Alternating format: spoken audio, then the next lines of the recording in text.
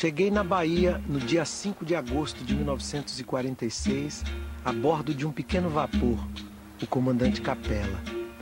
Era um navio muito velho e vagaroso que fazia sua última viagem. O desembarque foi feito logo cedo. Um companheiro de viagem me revelava os mistérios da Cidade Baixa e da Cidade Alta.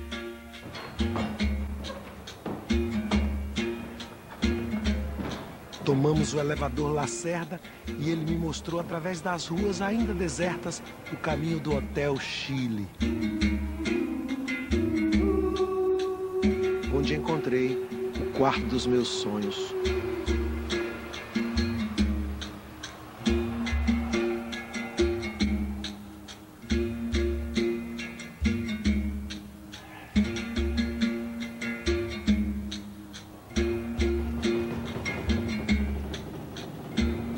Essa é a primeira foto que ele feito, que se vê San Antônio, além do Carmo, desde a bordo do navio.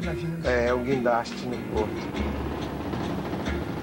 Nesse tempo, a gente, assim como mais ou menos, voltava em casa. Menos automóveis. Tomava um banho de cuia, porque não tinha água corrente. Sentava em frente da casa e falava com o vizinho. E de vez em quando batia a mão e fazia uma pequena roda de samba. São Benedito é nego, eu sou filho de Ogum. São Benedito é nego, eu sou filho de Ogum.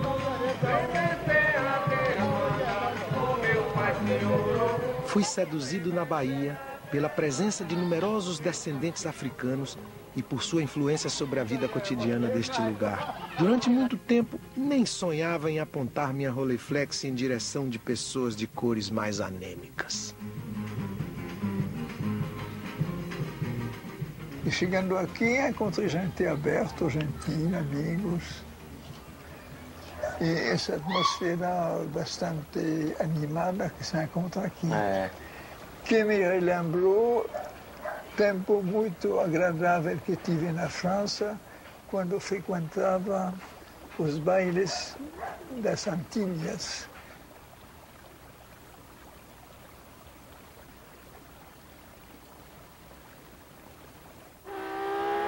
Eu era um playboy que tinha carros e apostávamos corrida numa noite de chuva ao redor da Place Vendôme, com o escapamento aberto.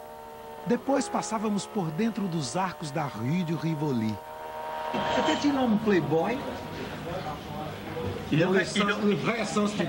aurait peut-être aimé. il est tombé parmi notre bande. On était une bande de joyeux canoïstes, plongeurs, sportifs, skieurs. Et Pierre n'était pas très sportif. Alors il essayait de venir avec nous et on se moquait gentiment de lui parce qu'on faisait par exemple des petits sauts périlleux sur les mains et lui quand il essayait ça, il tombait lourdement sur les... L'atmosphère des années 30 et 40. Oh, écoutez, alors, vous savez qu'en France, entre 30 et 40, ça a été quand même des années charnières.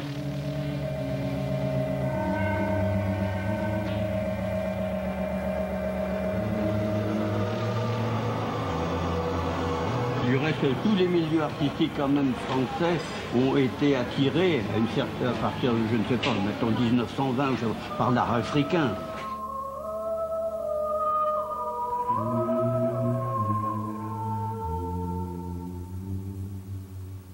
Quand Pierre Verger a eu le 4 novembre 1932, a atteint l'âge de 30 ans, il n'avait plus ni père, ni mère, ni frère. Naquela época, eu comecei a frequentar com os meus amigos o baile da Rue Blomet. Era lá que todos os domésticos das Antilhas, empregados e choferes, iam dançar o biguine, tomar ponche e fugir dos franceses chatos que passavam a semana humilhando-os. Il a décidé de rompre complètement avec ce milieu très bourgeois, où il se sentait très contraint.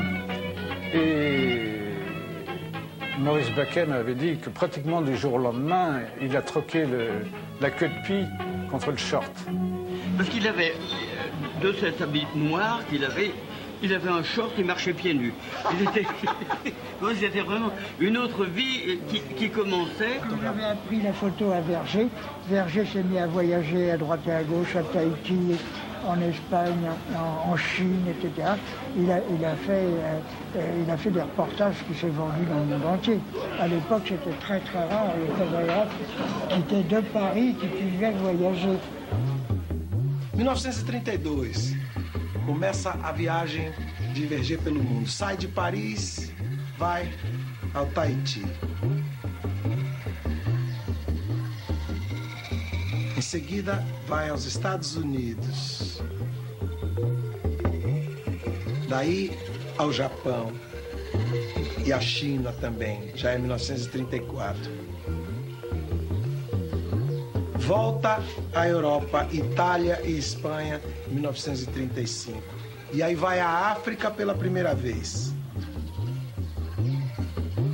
39 vai a Guatemala. Daí vai ao Equador, vem a Dakar, Guiné-Bissau. 41, 42 vem a Argentina, ao Peru, a Bolívia e aí finalmente em 1946 vem a Salvador, Bahia, pela primeira vez. Por que você resolveu ficar no Brasil? Porque você até então tinha ido ao Oriente, tinha ido ao México, tinha ido ao Peru, tinha voltado à África, enfim, tinha ido à África. De repente você resolve se fixar no Brasil. O que lhe... Qual foi a paixão? Que Bahia tem um certo charme. Que você talvez não perceba tanto porque nascia aqui. Que outras terras não têm. Tinha muito mais que antes, muito mais que agora. Aquela cidade tinha ainda um cachê, um jeito, no fim dos anos 40, a cidade ainda era muito novecentista, não tinha ainda ganho o século XX. A rua, a ladeira que vai para a Cidade Baixa, como é? O Tabuão. O Tabuão era uma beleza quando eu conhecia, eram casas todas coloniais antigas que desapareceram uma a uma. Ainda há moradias antes? Tinha uma, você descia, a ladeira se dobrava e tinha um velho casarão onde Pierre Verger morou quando chegou na Bahia.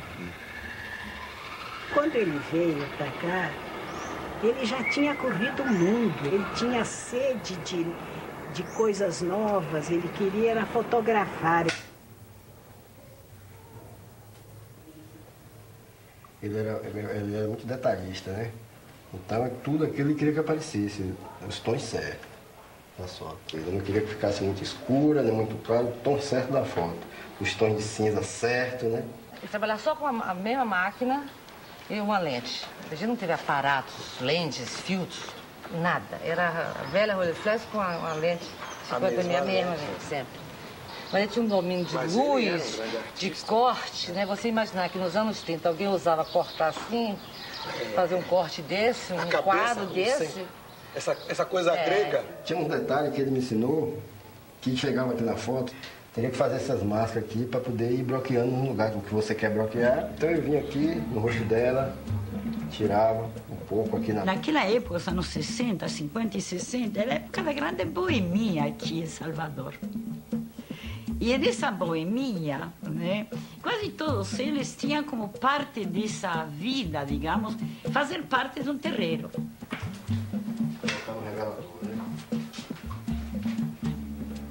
E o Poafongá era o terreiro naquela época dessa camada de personalidade da Bahia.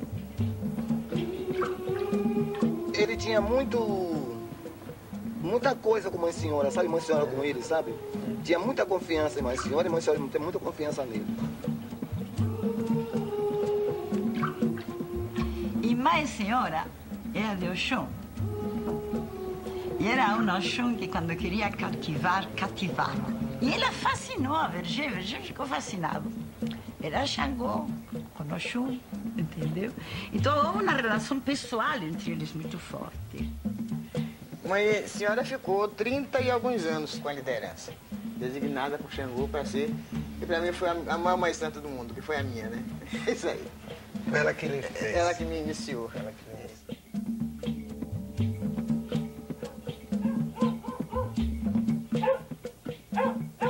Todo mundo sabe que a casa de Xangô no Poafongá fica aberta até uma certa hora, né? Aí quando tava de tarde, não chegava ninguém. A senhora foi fechar tudo. Quando ela vai saindo, olha quem vem subindo a ladeira. Meu pai Fatumbi no meio, meu pai Caribé de um lado, meu pai Jorge Amado do outro. Primeira vez que ele ia lá. É, foi levado por eles. Levado por Jorge Amado e Justamente. Caribé. Mas Xangô foi, na realidade, foi Xangô que botou meu pai Fatumbi no caminho dos dois, porque tudo é o Odu da gente. A gente não foge dele. Conheci PRBG naquela década de 40, ainda era criança. Tudo ele fotografava, o espaço. O interesse maior dele era... Só fotografar. Fotografava tudo e uma senhora era meio arredia, mas de repente foram fazendo amizade. Ele passava muito tempo conversando com ela, né? Conversava muito.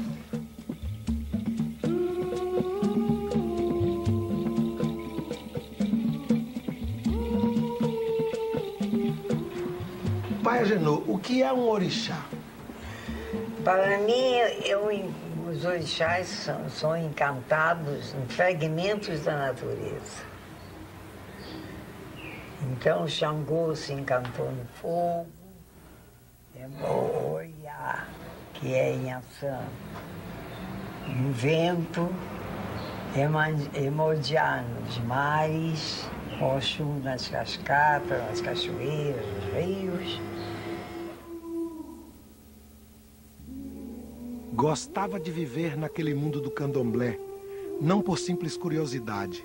Além da simpatia que sentia pelos descendentes de africanos, não era insensível ao poder desempenhado por esta religião para manter sua identidade e sua fé.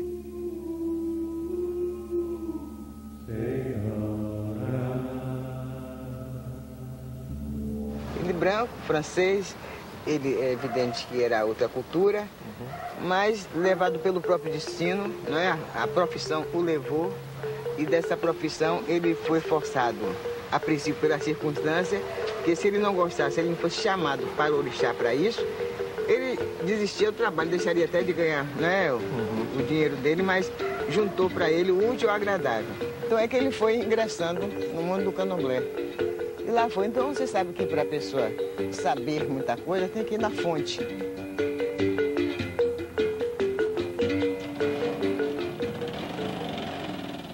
Mãe Senhora mostrou-se interessada quando lhe disse que iria partir para passar um ano na África. ela bondosamente se propôs a colocar-me sob a proteção dos orixás que eu ia visitar proximamente. 4 dias mais tarde, iria passar a noite no terreiro Opoafonjá, onde ela consagrou minha cabeça a Xangô, Deus do Trovão, e entregou-me um colar de contas vermelhas e brancas, suas cores simbólicas. Eu tinha me tornado um dos filhos espirituais daquela grande mãe de santo, e poderia falar em seu nome na África.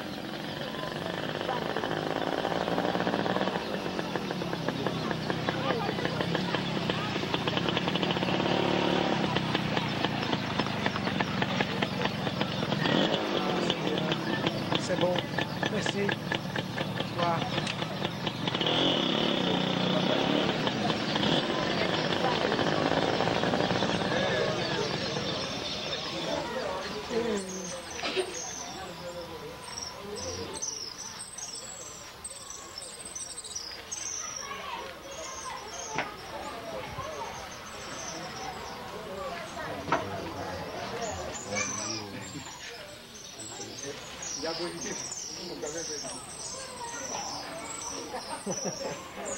Votre Majesté. Ouais. Grand président. Ah, merci. Voilà. Oh, merci. Votre Majesté. Merci bien. République du Bénin. Oui. Conseil des rois du Bénin. Sa Majesté Adiro Adetutu, oui. Alaketu oui. de Ketu, oui. président d'honneur du Conseil des rois du Bénin. Oui. Combien de temps la dynastie du roi de Ketu existe? Je suis le 48 roi. 49 roi.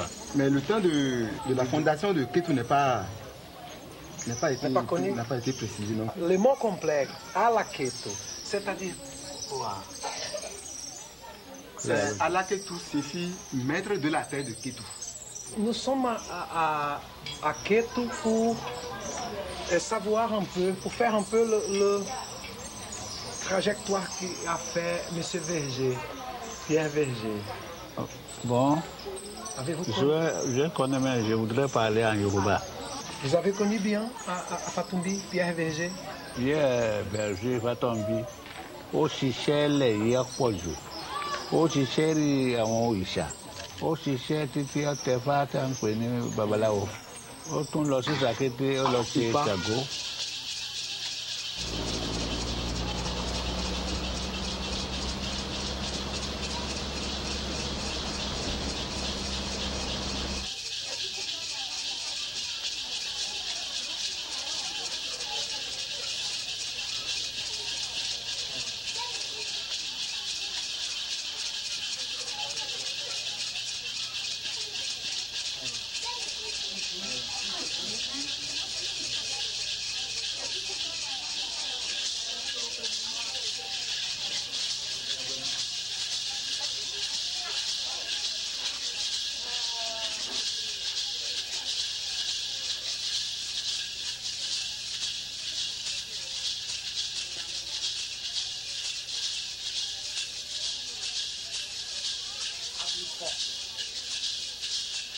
Je suis du Brésil, j'étais un ami à Pierre Verger. Vous connaissez bien à Pierre Verger?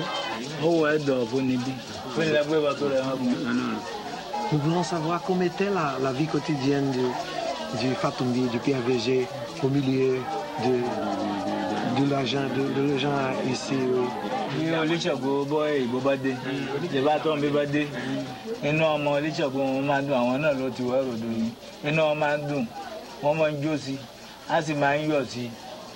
Inú rẹ̀ sì máa ń dùn, ní máa ń náwó fún wọn. Á sì máa ń náwó fún bàbá. Bọ̀n bí nǹkan lè abọ́bẹ̀rẹ̀ ẹ̀dọ̀fù àfọ̀nì. Ọ̀rọ̀ náà ni. Bẹ́ẹ̀ pé bàbá náà Kúpọ̀nsì òyìnbó náà Bangboche. Atum bi pie verger bien. Ibio gbeni. Ibio titi kan ko libi. Ko libi na ketu kan pada. Ibio gbe ka won te fa kulibi. Ti an ba lo ka ba de na nko an le pa libi. Agbe baba ni ko ponsi. Así.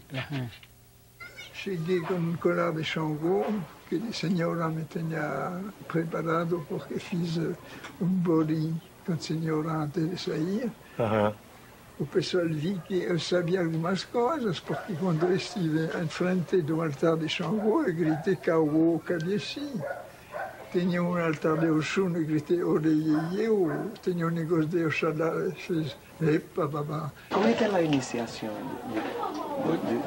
Oni Fatumbi Oni Chago Coach si wona Chago Bojeri wona Chago Bojeri che si letela e ma nwa tegbetegbe amo yo ya la won baba won na wa pero si na kelevu asodo le Chago.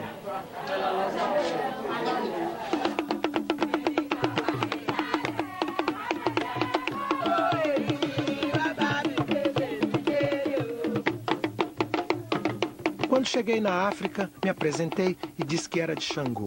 Então me disseram que dali a 3 semanas haveria a colheita de inhame para Xangô e me convidaram para ir. No dia colocaram um enorme inhame sobre minha cabeça e eu acompanhei o pessoal ao mercado onde está o altar de Xangô. Com uma mão eu segurava a Rolleiflex, com a outra o inhame.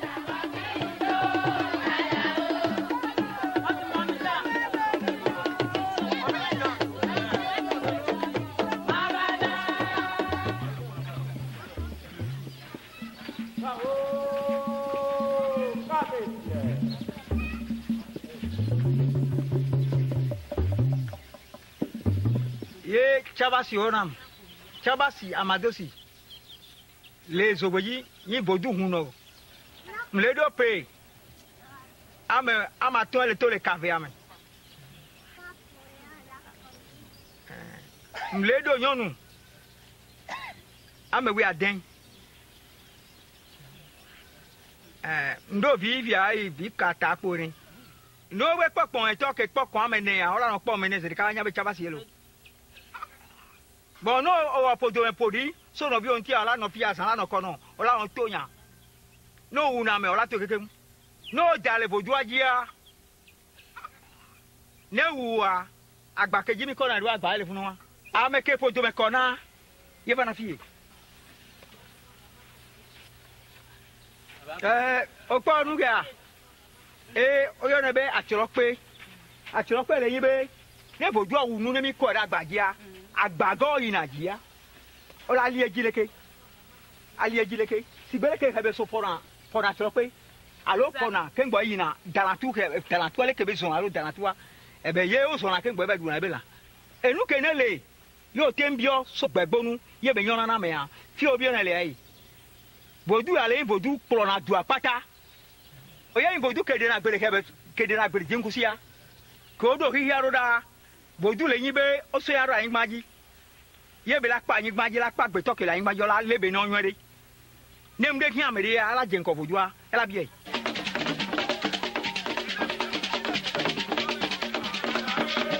bodu wa ye bodu ke mi le wa bi ani be Chabasi mto bo to gbo benu yin na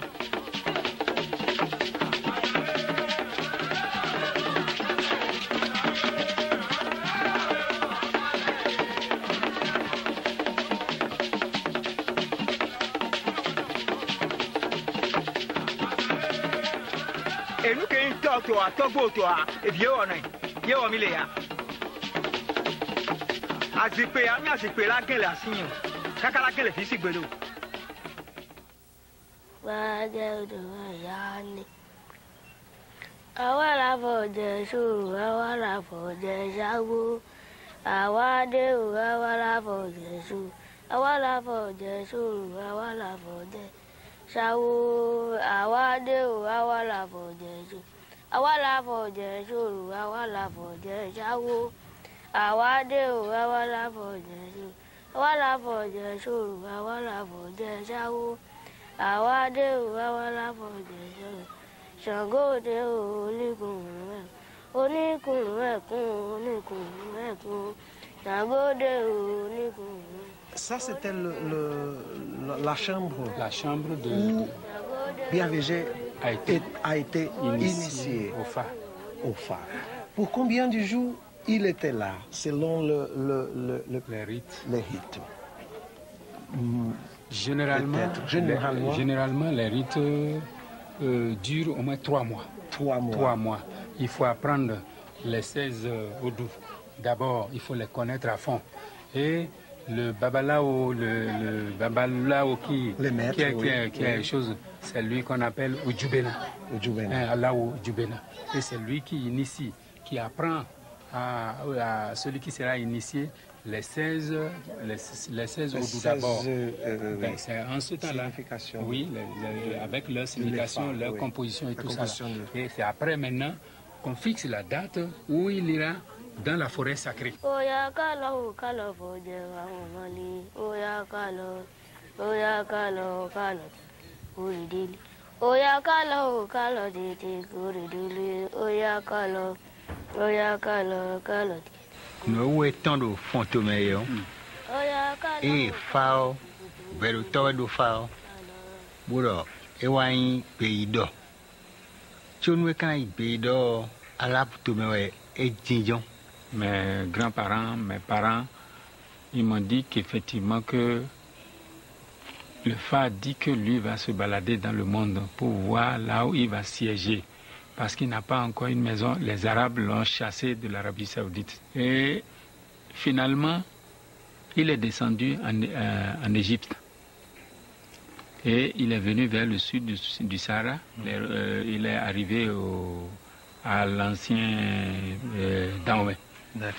Bon, et quand on tourne la vie, bon, et Wayayo, Gongomeleo, il y a des noms.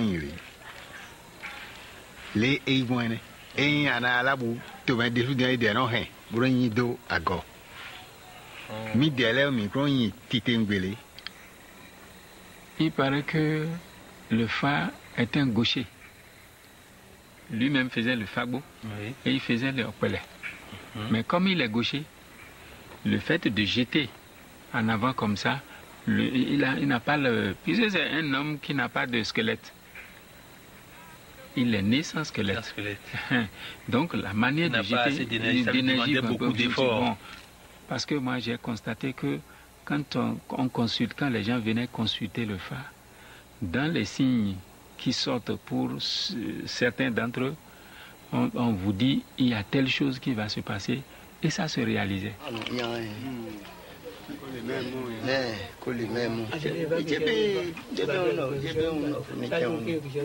Je me suis frotté avec Fatumbi Berger.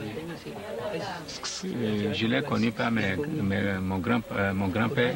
On lui indique ceux qui sont vraiment les hommes de phare dans chaque village.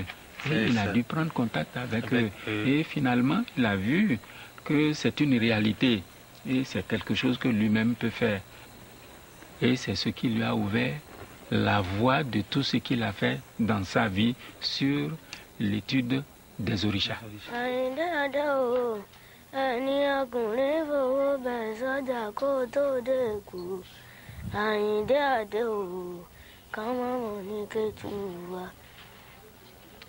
O avô dele iniciou Verger.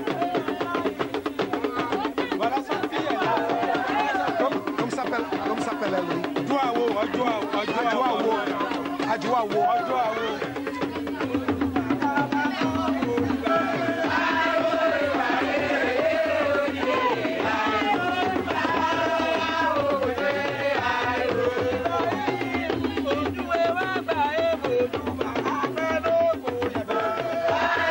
Em Queto fui iniciado na adivinhação como Babalaô, pai do segredo, onde recebi um novo nome, Fatumbi, que significa nascido de novo graças ao Ifá. A cidade de Queto era particularmente importante para mim, pois os primeiros terreiros de candomblé da Bahia tinham sido fundados por pessoas de sua origem.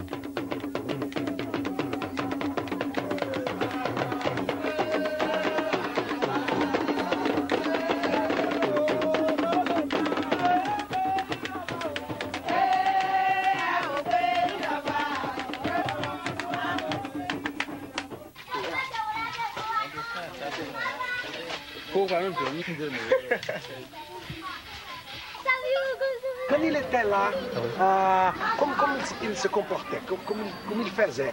Il ne s'imposait pas, ce que vous le dites là. Il négociait. Il intégrait. Il intégrait le groupe. Il arrêtait, il attendait, voilà. Il écoutait. Et après, il fait signer tout ce qu'on fait là. D'abord, il commence toujours par l'initiation. Ici, Pierre Verger a connu tous les couvents.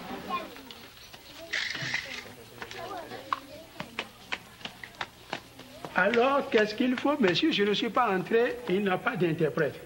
Il ne peut pas, il va voir, mais il ne comprend rien. Vous voyez? Et il a payé les frais pour me faire entrer dans le couvent. Oui, d'accord, je comprends. J'ai été son interprète et son guide auprès des couvents. S'il veut intégrer un couvent, on lui impose les nécessités.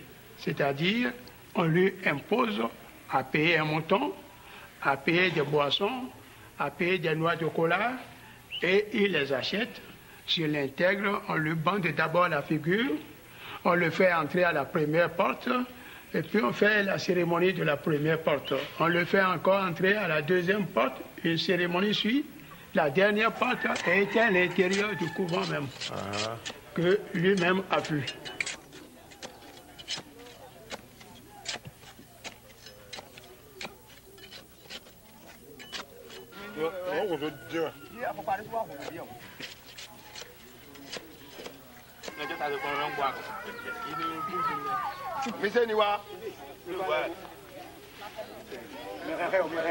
Na África vive entre eles, sem nunca perguntar qualquer coisa.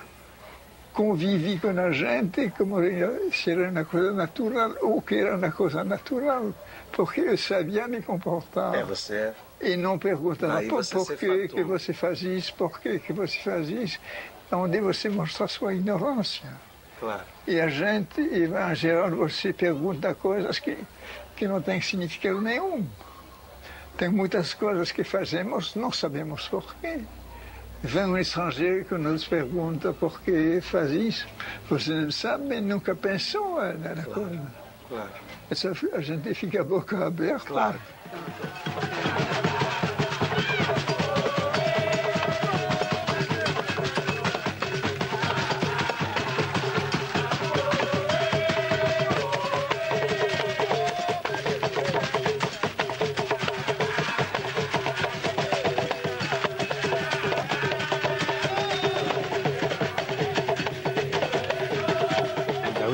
Ekode lo mekole vonwe boya wa jije sinde beton no ya ena donde bna do blo ko medina wo beton mo na do ko na vivo boya wa jije sinde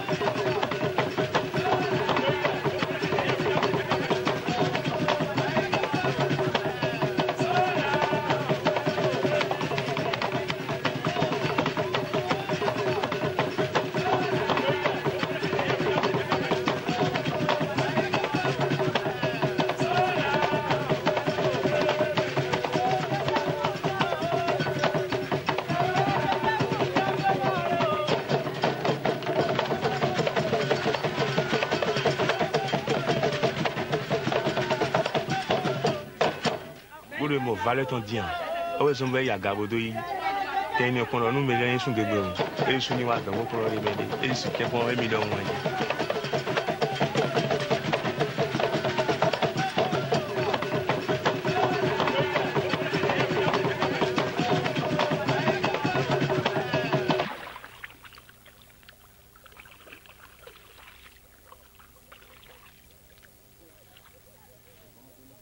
Conta-se que quando ele foi para a África, Mãe Senhora deu a ele algo para que ele levasse para lá. Não, ele foi para a África. Quando voltou de lá, ele trouxe uma comenda.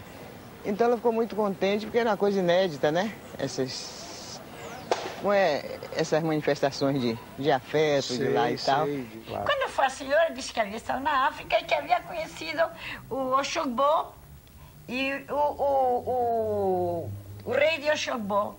E Mãe Senhora era de Oxum, e, portanto, Oxogbo para ela era a Meca, né? Ela ficou enlouquecida com aquilo, né? Então ela perguntou, quando você voltar, você quer levar um recado para o rei de Oxogbo? E cantou para o rei de Oxogbo.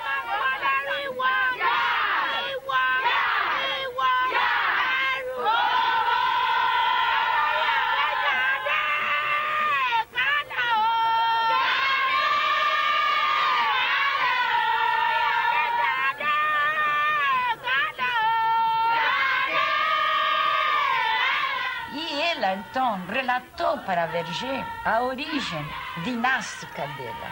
O rei, então, deu a ela o título que foi da tetravó dela, que era Yamassó. Entendeu? Esse título veio vindo da África. Veio com os antecessores de senhora. E foi por essa razão que o rei mandou o título Yamassó para ela. Aí ela mandou também um abajur muito bonito, que é uma concha. Mandou de presente. Quando ele voltou. Aí foi. Ela já retribuiu. Já retribuiu, foi isso. Certo. Então, por causa disso, ficaram de vez em quando ele vinha, trazia uma cartinha, levava outra.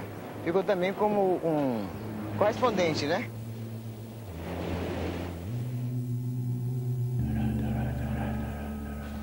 Era Exu, tudo que ele podia tirar, ele tirava. Acho que ele tinha fanatismo por tirar foto. Ele fazia todas as comparações de fotos na África com o Brasil. Essa aqui é um Iaú feita lá no Aganju, da Baluaí, e uma feita na África.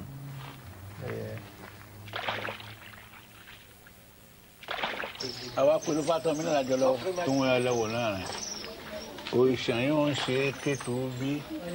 Ṣàngó ni o, Ọya ni o, Ọ̀ṣọ́ọ̀ṣì ni o, Iyemọja ni o, Ọ̀ṣun ni o, gbogbo ẹni wọ́n ṣe ti bàyà.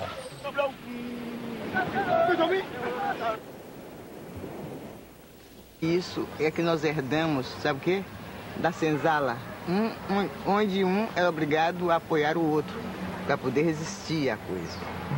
Então, como a religião foi nosso ponto de resistência, todos que são ligados à religião do candomblé, dos orixás, têm dentro de si já essa coisa de ser irmão, de ser protetor, muito protetor, muita paternidade.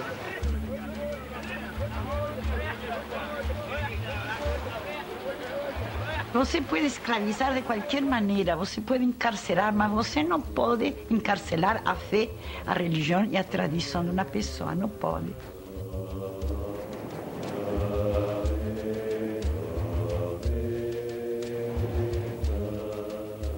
Apreciou o que essa religião é capaz de fazer para descendentes de africanos. Citamos o caso de Balbino, por exemplo, que quando conheci ele era um pequeno vendedor de quiabo no mercado, nem sabia ler. Era um sujeito que era, como hoje, perfeitamente contente de si. Ele mesmo não se sentia humilhado com ninguém. E falava de igual a qualquer pessoa, porque era filho de Xangô. Você ficou 15 anos na África? Fiquei mais. Fiquei 17. 17. Por um período de um ano, voltava novamente por nós. Que era muito melhor, porque a gente não tinha tempo de se acostumar. Você desaparece e quando você volta novamente, está de volta.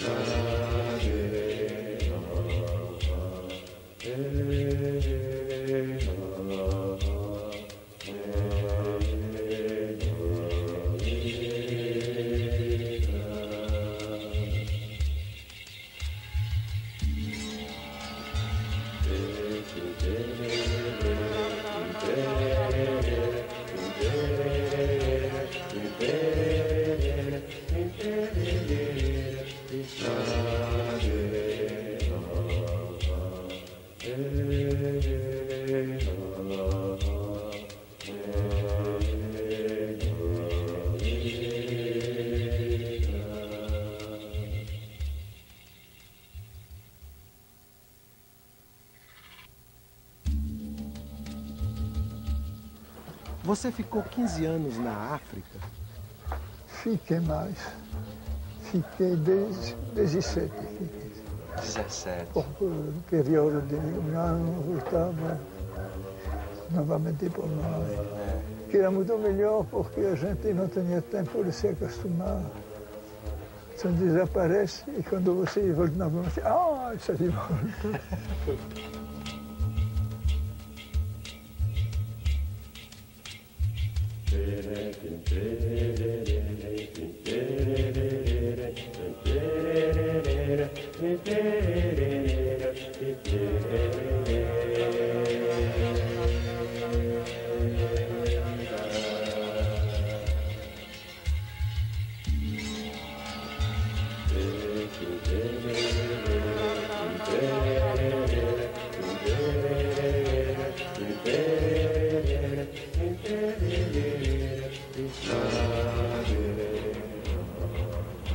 Fiz assim numerosas idas e vindas entre a Bahia e a África.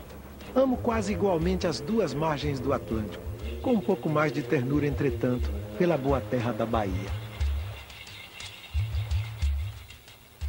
Quando meu pai Fatumbi viajava, ele levava o santo dele na mala, mas ele deixava Exu, tá vendo? Exu. Conte a história desse Exu. Ele deixava Exu aqui e mandava tomar conta daqui. E isso aqui ficava cheio de dinheiro. Aí, um dia os meninos descobriram que meu pai Fatumbi tinha um Exu cheio de dinheiro. Aí esperaram a hora que não tinha ninguém aqui, pegou uma talisca de bambu, que nem aquela dali, bem fininha, enfiou aqui por debaixo para puxar o dinheiro.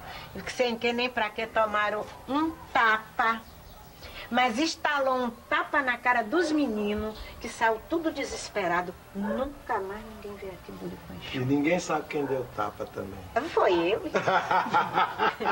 Porque meu pai Fatumbi tem as coisas dele preparadas, né? Não tem ninguém, eu creio, que tivesse entrado lá no axé do negócio lá, do bambá, como a gente diz lá, da coisa, mais do que ele. Porque ele teve muito acesso, ele trocava receitas também com coisas africanas. E tudo mais, ele era muito querido e era um homem muito inteligente, e daí ele aproveitou ao máximo tudo que foi passado para ele. Isso você vê que é uma coisa é força superior, né? Aí não tem questão de ser branco nem negro, porque é coisa mesmo de desígnios de Oloro.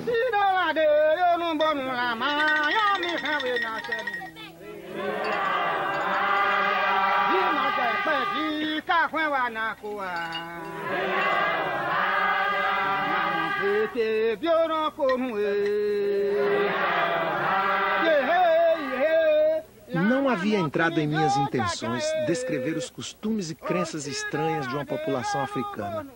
Eu fazia aquela pesquisa para mim mesmo e para meus amigos da Bahia. A ideia de publicar os resultados para um público mais extenso não tinha me ocorrido. Foi Monod, que financiava minhas viagens através do Instituto Francês de África Negra, que me obrigou a redigir.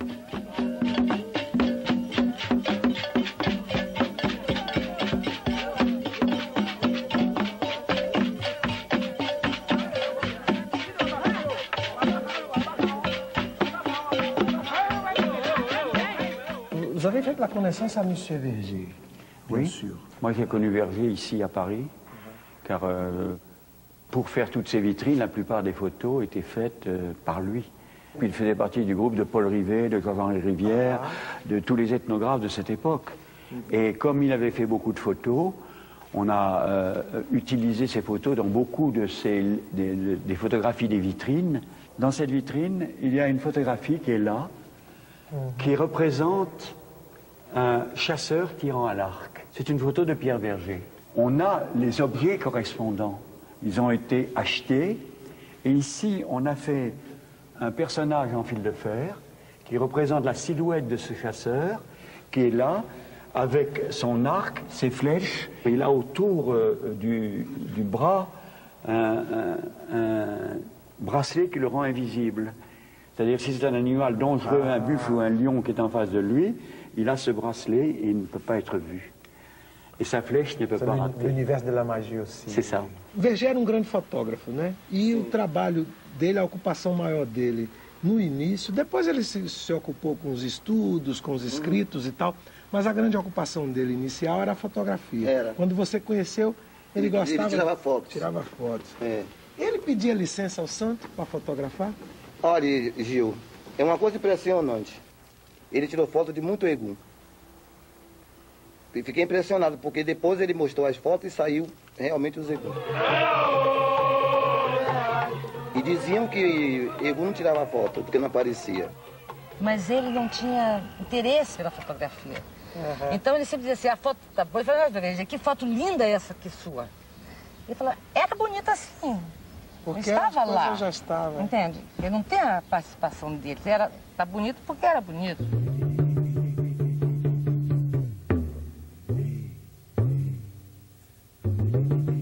Posso dizer que foi o primeiro de mostrar a similaridade, entende? Botar, por exemplo, no Xangô na mão de um sacerdote na África e mostrar o Noche Xangô aqui na Bahia. Foi muito importante como detonador de mostrar que havia uma continuidade forte africana no Brasil.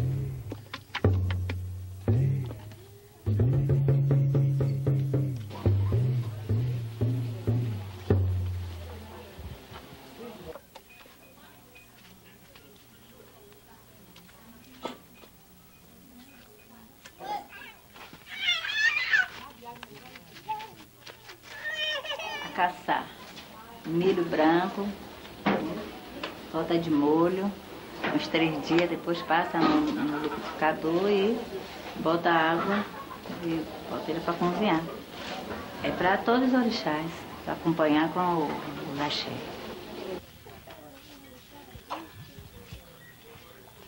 Do fio, é na do rodo, aí com ano de nuco, aí com a tábua no vi. É bom, o coque dá do coque, limão, amigo, é amigo, dá de timbo aí não do amigo vai limão não do. Aí falta botar o azeite. Aqui, ali, aqui é feijão fradinho, ali a galinha, o xinxim de galinha. Para comer e para o santo, oferecer ao santo. Vai destrinchar. Ele não era fundamentalmente um antropólogo, era um etnólogo. E era um fuçador de arquivos, um grande fuçador de arquivos. Então, ele montava, digamos, os documentos, etc. E a partir de um certo tempo, ele só fotografava para documentar o trabalho dele. Era um instrumento de trabalho para o que ele escrevia, para as pesquisas dele. Tem orixás, depois vem Notícias da Bahia, aí vem, acho que vem uns 50 anos, aí depois vem o Fluxo Refluxo em 87. Ele ficou muito contente com a saída desse livro, ele sabia da importância desse trabalho.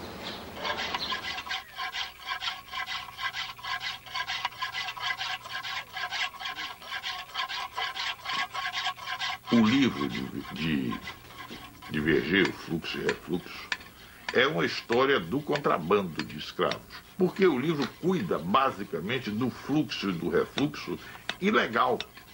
Formalmente, o Brasil não poderia ter recebido formalmente nenhum escravo a partir da chamada Lei Eusébio, da abolição do tráfico. Mas a abolição do tráfico não foi verdade. O Fluxo e o Refluxo é um livro básico, capital, definitivo sobre esse tipo de tráfico. Quer dizer, é uma compilação historiográfica da maior competência, todos os documentos estão lá. Você pode estudar agora 100 anos em cima do que o Verger só apontou as pistas.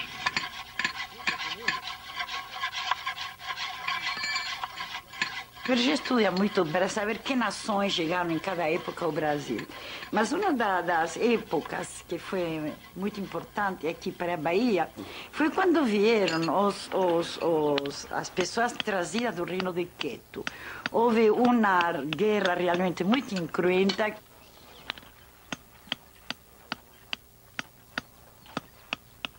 Mon frère, on a été opposés par les guerres de conquête. Dans un premier temps, je dis, c'est les Yoruba Nago qui se sont imposés au fond du royaume de Dahomey.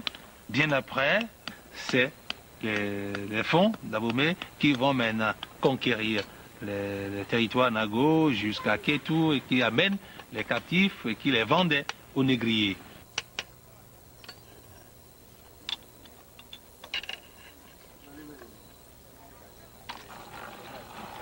Quand le colonisateur veut faire son commerce, il a besoin d'esclaves.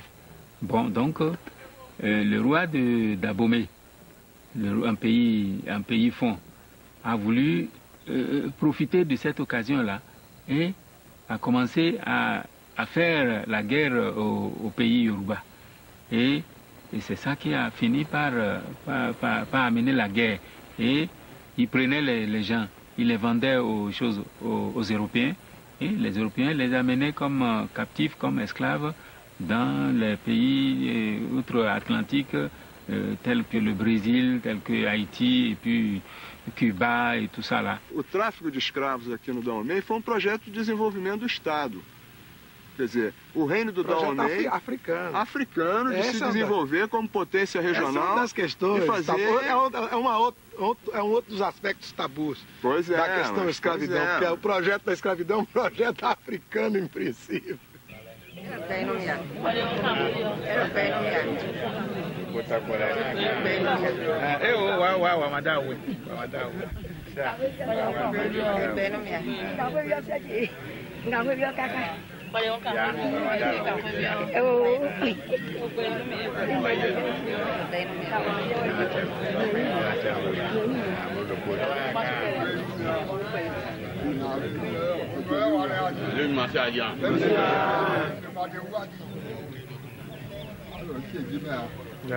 Quando os baianos vieram para cá fazer o tráfego, eles pegaram em mãos a economia do Dahomey dentro dessa ideia de desenvolver e abrir o país para uma troca internacional. Você sabe que boa parte das fortunas baianas foram feitas em cima do negócio ilegal de escravos.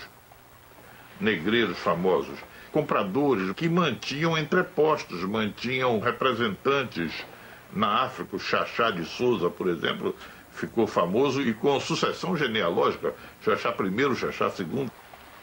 A família Souza, quer dizer, a família de Dom Francisco Férez de Souza, é a família emblemática desse lado dos traficantes, né? Ele, na verdade, talvez tenha sido o maior traficante de escravos que a história conheceu.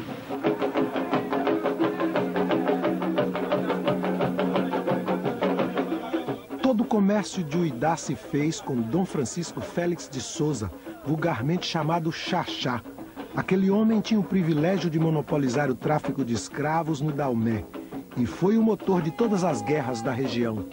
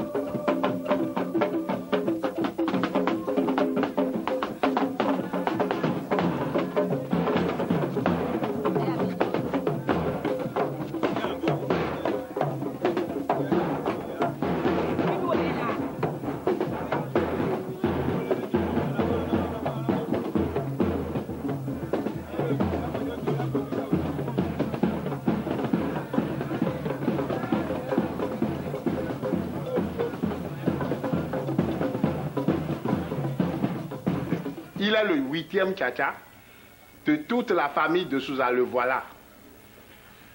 Excellence, Honoré Feliciano Chiliao de Souza. Tchatcha 8.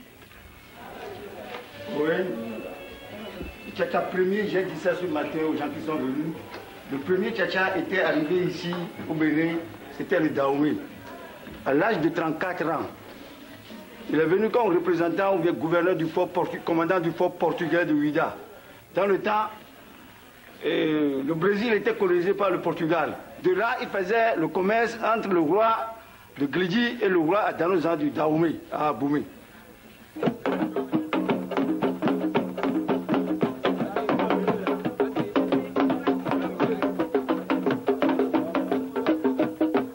Senhores e senhora, aqui como no Brasil, tenho muita alegria de me encontrar de novo hoje com meus compatriotas brasileiras aqui nesta residência chamada Simbome e Ouida, residência dos meus avós do Francisco Félix de Souza. Vive le Brésil, vive la famille de Souza.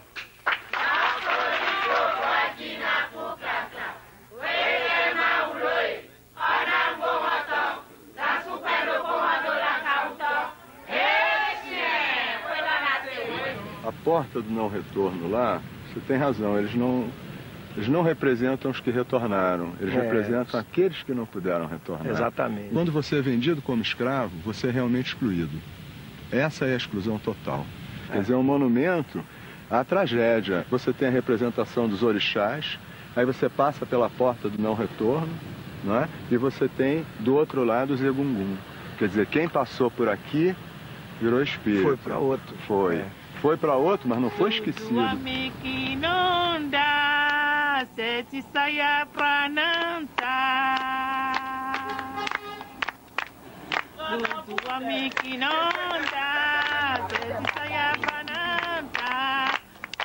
Houve também um movimento de retorno dos escravos libertos no Brasil e seus filhos para o Golfo do Benin. Lá na costa da África, eles recriaram aspectos dos costumes e modos de vida emprestados da Bahia. Hoje, aqueles que são conhecidos como brasileiros aqui, eles são de vários tipos. Você tem o descendente do traficante baiano que se estabeleceu aqui para fazer o tráfico, né? Os descendentes deles. Você tem os descendentes dos escravos desses traficantes baianos, que pegaram o nome dos traficantes da mesma maneira que os escravos no Brasil pegaram o nome dos seus senhores. Les familles qui sont venues ici, qui est brésilienne, premièrement c'est Gonzalo. Après Gonzalo c'est Monteiro. Après Monteiro c'est D'Almeida. Après D'Almeida c'est De Souza. Après De Souza c'est Domingo.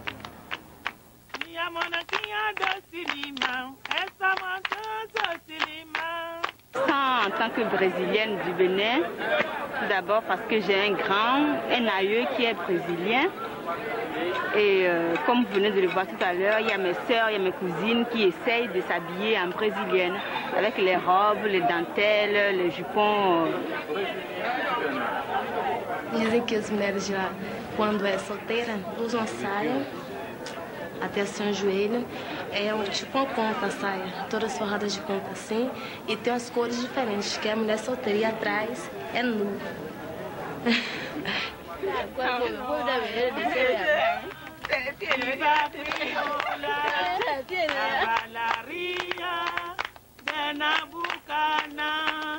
Republicana, viva crioula, dona romana, é baiana.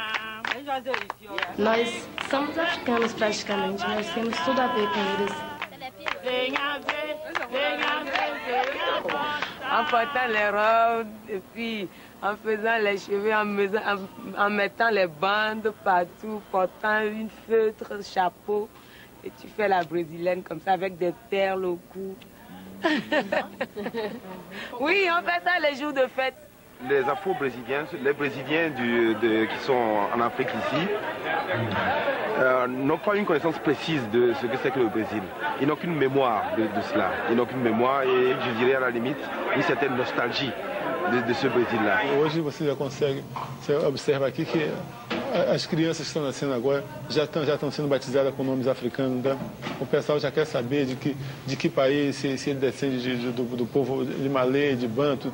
Um africano que chega em Bahia, sem se ir na África, ele fica se perguntando, mas onde que eu estou? A África é um país pobre, viu, meu filho? É um país pobre. Sabe que é pobre?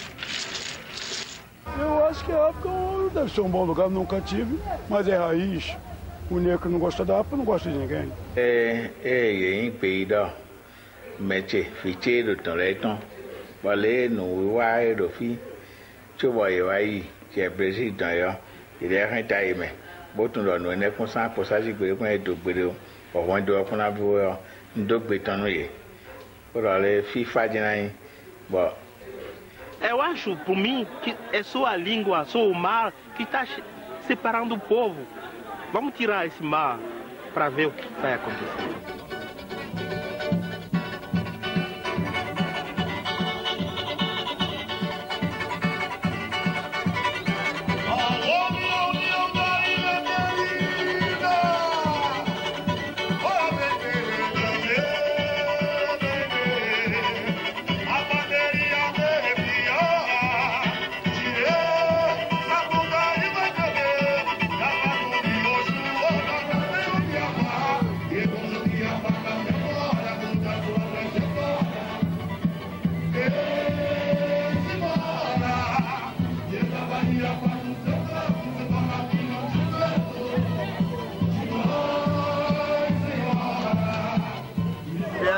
Eu acho que é a Europa que se encanta com o Brasil, que se encanta com essa loucura que é esse país,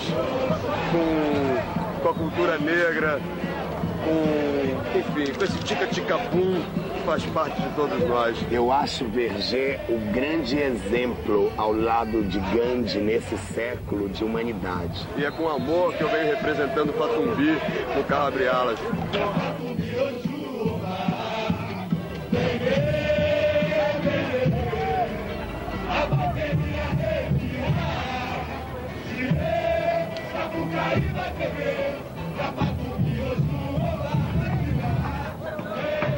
Esse conhecimento todo você catalogou, tanto na Bahia quanto na África, mas principalmente Sim, na África. Principalmente na África.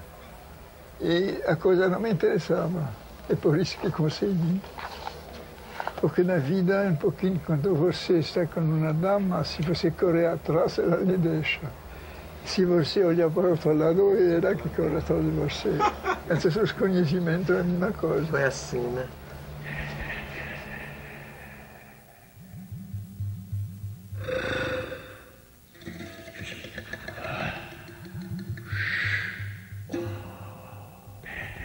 Ele vivia como um ermitaño, não? Ele vivia sozinho, não tinha muito fechado, a vida dele era muito fechada, muito fechada. Mas ele também era brincalhão. Quando ele estava assim, tranquilo, eu e ele era um menino, ele me contava casos. E quando chegava meu pai Caribé, Ave Maria, Ioiô, aí que era as agonias, os dois. Mas eram dois moleques. O Verger era um homem complexo. Homem com uma infância complicada, um relacionamento familiar tenso, tudo isso fazia dele uma pessoa instável emocionalmente. Um belo momento ele chegou aqui na nossa casa, particularmente triste da própria vida, lastimando que essa coisa de viver só, de não ter família. Para você ter uma ideia, tem 2 dias que eu não como. Quando ele disse tem 2 dias que eu não como, a minha mulher estava presente e disse, professor, não diga um negócio desse.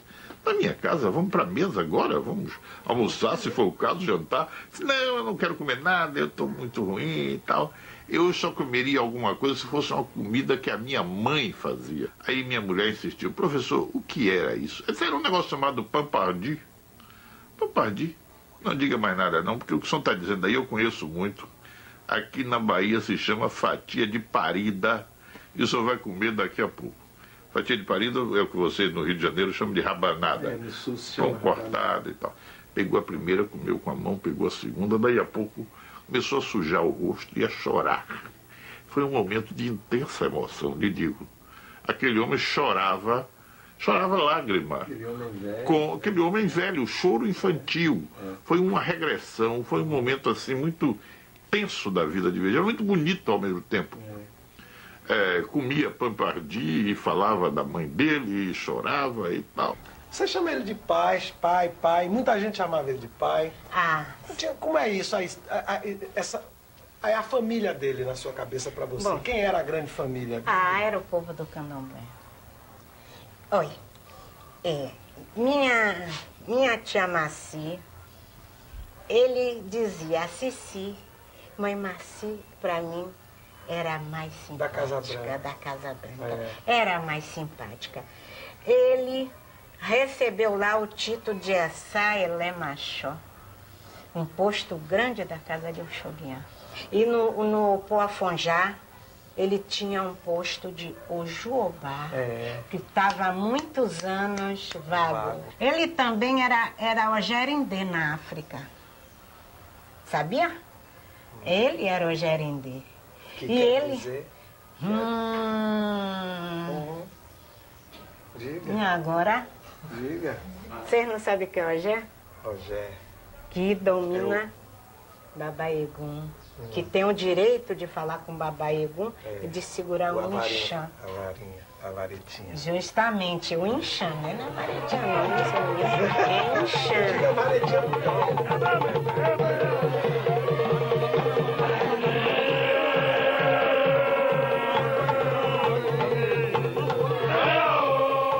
Os mortos da família devem ser honrados e eles se manifestam para os seus descendentes por intermédio de uma entidade chamada Egungun.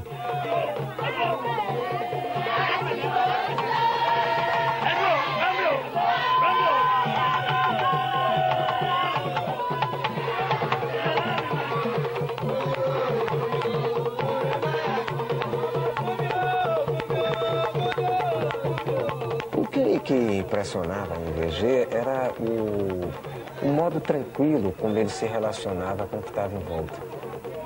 E ele ensinava o tempo inteiro respeito à coisa do candomblé.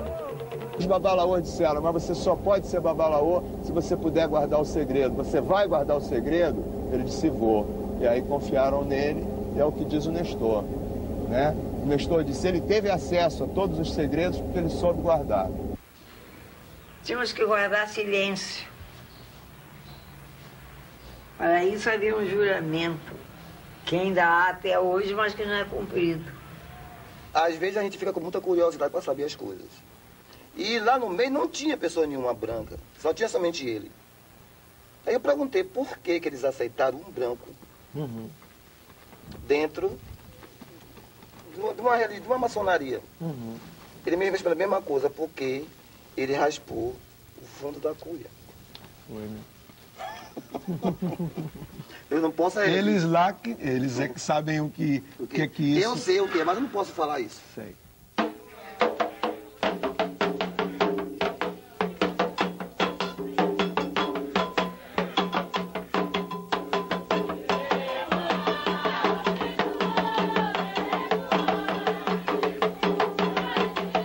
E o que o senhor acha das acusações de que ele teria revelado coisas que não podiam ser reveladas em relação ao candomblé? Mas ele foi discreto. Escreveu o que podia ser descrito. Porque hoje tem livros até que ensinam como se faz um iaô. Como se raspa, como se pinta. Então está perdendo um pouco o valor do orixá.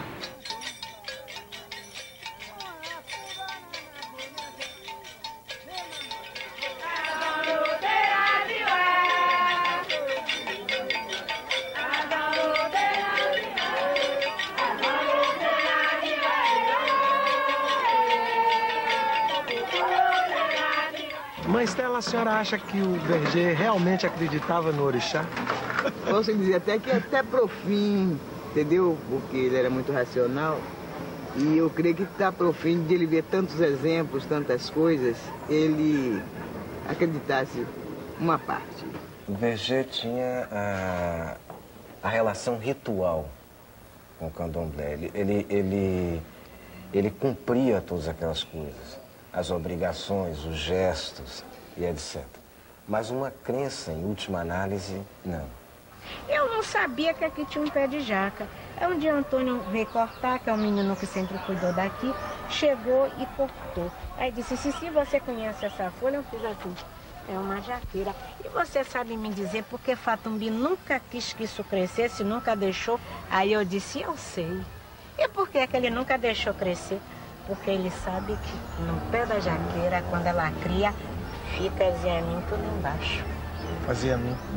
E ele sabia, olha, nunca cresceu, ela tá sempre, olha lá o troncão, o tronco dela, ele manda cortar. Porque se ele não acreditasse, ele não tinha deixado isso crescer. Pois é, isso que tem essa história de que ele não acreditava em orixá. Né? Gente, quem bem acreditava era ele. Ele gostava muito que a gente acreditasse e frequentava com uma maior assiduidade as festas, ele ia direto, todas as festas, aquele ciclo. Ele ia direto, já velhinho, já com 90 anos. Mas ele sempre dizia que não acreditava.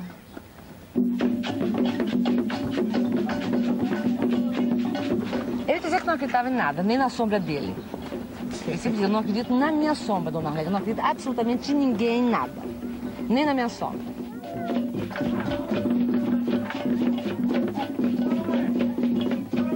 E o transe? A incorporação do orixá? Para mim não é incorporação, para mim é uma manifestação da verdadeira natureza da gente. Uma possibilidade de esquecer todas as coisas que não têm nada a ver com você. Fico a pessoa como era antes de aprender essas estupidezes de nacionalidade e outros comportamentos. E você já teve esse esquecimento do orixá? Infelizmente não, porque sou um idiota de francês racionalista. A mim não me conta histórias. Eu não sou um idiota a acreditar nessas coisas. E uma coisa depoetizante horrível. Eu sei. Eu sofro muito, gostaria muito, me deixaria.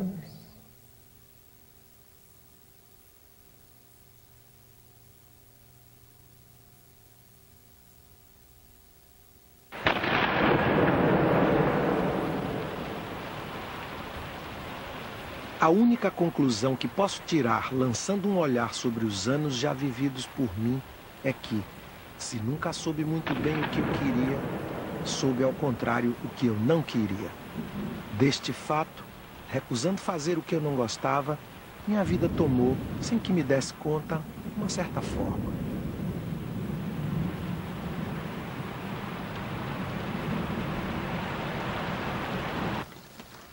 Na estrada de Lagos para Ibadan, lá na Nigéria, um dia, nós indo no carro, de repente nos encontramos com um cortejo alegre, com pessoas cantando, homens, mulheres, crianças cantando, tocando tambores e tudo.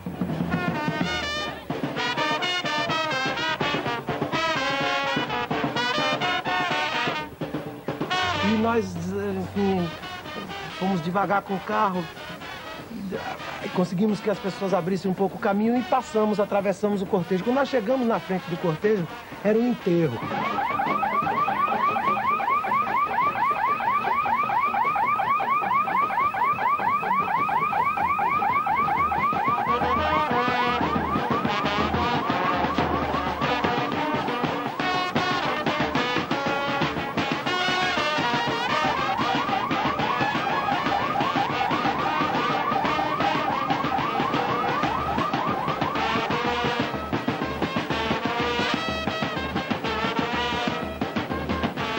Nos enterros de pais e mãe de santo, todo o cortejo fúnebre é cantado. As pessoas vão cantando, na hora de colocar o caixão lá também é cantado, na cova é cantado. E depois disso, todo o ritual da homenagem que se faz, a homenagem póstuma que se faz à pessoa, é tudo embaixo de cânticos, de dança, tudo muito vivo.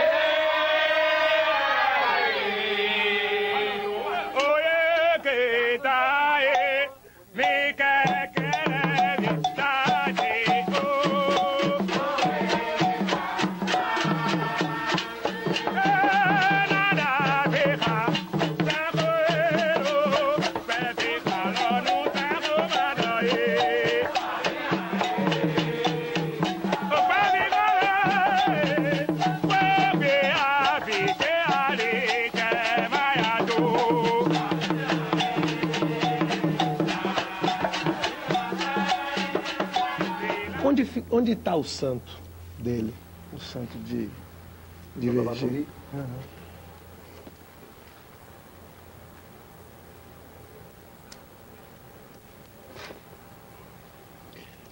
A gente, quando morre, que vai embora,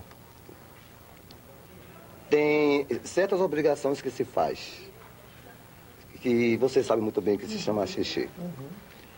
E ali se sabe para onde é que o orixá vai, se o orixá quer acompanhar a pessoa ou que não quer. Se quer acompanhar, o que acontece? Tem que se levar para entregar no lugar. Vai junto com o carril. Não se pode ficar com nada dos outros, nem vivo e nem morto.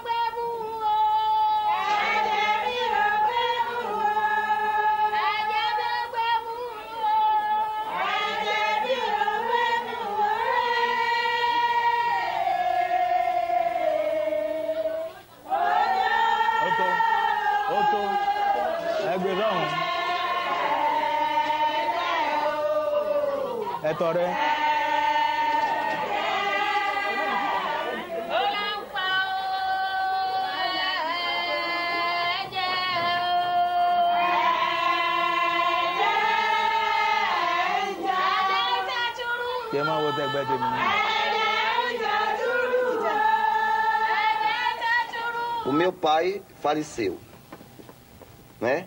Nunca mais a gente podia ver ele, a não ser que a gente morresse também, né? E você saber que aquela pessoa morreu e o espírito retornou à terra para vir lhe abençoar, vir lhe saudar você fazer seus pedidos, ele lhe dá um bom conselho, se você estiver errando as coisas, botar você num bom caminho. Isso é bonito, isso é importante.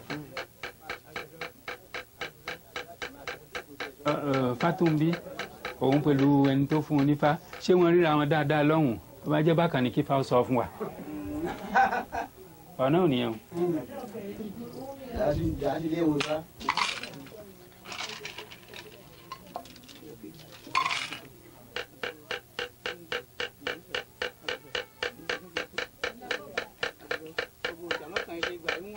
Mais il va falloir que, en dehors de ce que je vois, pour que vous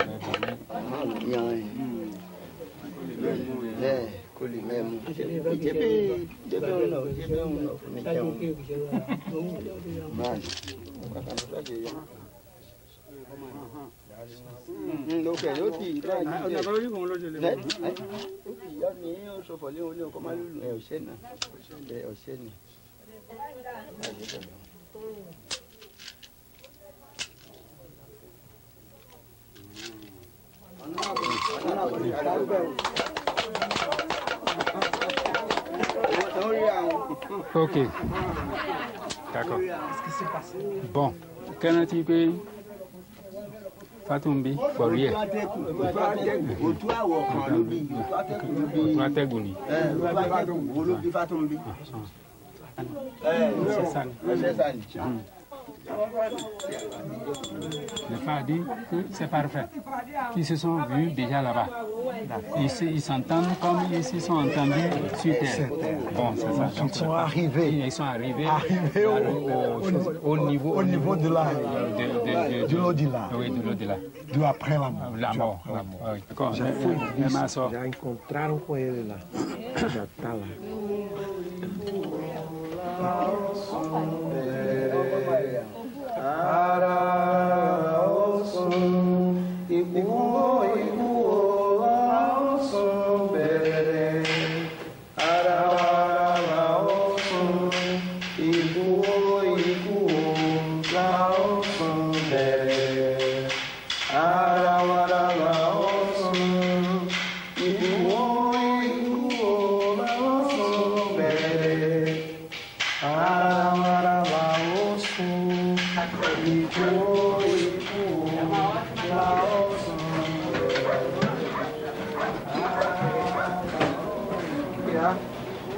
Você? Tá bom? Isso mesmo. Tudo bem? Tudo bem. Tudo em paz. Deus que eu não lhe vejo.